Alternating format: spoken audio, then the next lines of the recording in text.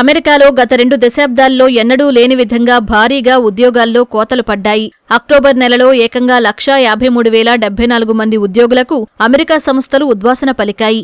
ఈ మేరకు challenger grey and Christmas సంస్థ నివేదిక వెల్లడించింది.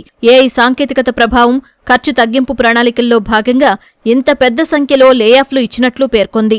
గత 20 ఏళ్లలో ఒక నెలలో ఇంత భారీ మొత్తంలో ఉద్యోగులను తొలగించడం ఇదే తొలిసారని తెలిపింది. ప్రైవేట్ రంగంలోని టెక్ రంగ సంస్థలు తొలుత లేఆఫ్లు ప్రకటించగా వాటిని అనుసరిస్తూ రిటైల్, సర్వీసెస్ రంగాల్లోని కంపెనీలు ఉద్యోగాల తొలగింపు ప్రక్రియను చేపట్టినట్లు వివరించింది. నిర్వహణ ఖర్చులు తగ్గింపు ఇందుకు ప్రధాన కారణమని ఛాలెంజర్ గ్రే అండ్ క్రిస్మస్ సంస్థ పేర్కొంది. తర్వాత ఏఐ సాంకేతికతతో పాటు డిఓజీఈ ప్రభావం కూడా మరో కారణంగా విశ్లేషించింది.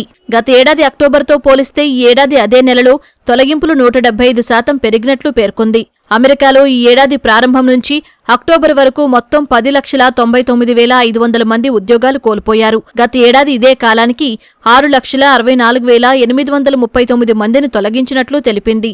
గత ఏడాదితో పోలిస్తే ఈ ఏడాది లేఆఫ్లు 65% పెరిగినట్లు వివరించింది. 2020 నుంచి ఈ ఏడాది అక్టోబర్ వరకు ఉద్యోగాల కోతలు అత్యధిక స్థాయిలో ఉన్నట్లు ఛాలెంజర్ గ్రే అండ్ క్రిస్మస్ సంస్థ నివేదిక పేర్కొంది. ఈ సమయంలో 23,04,755 మందికి ఉద్వాసన పలికినట్లు వెల్లడించింది.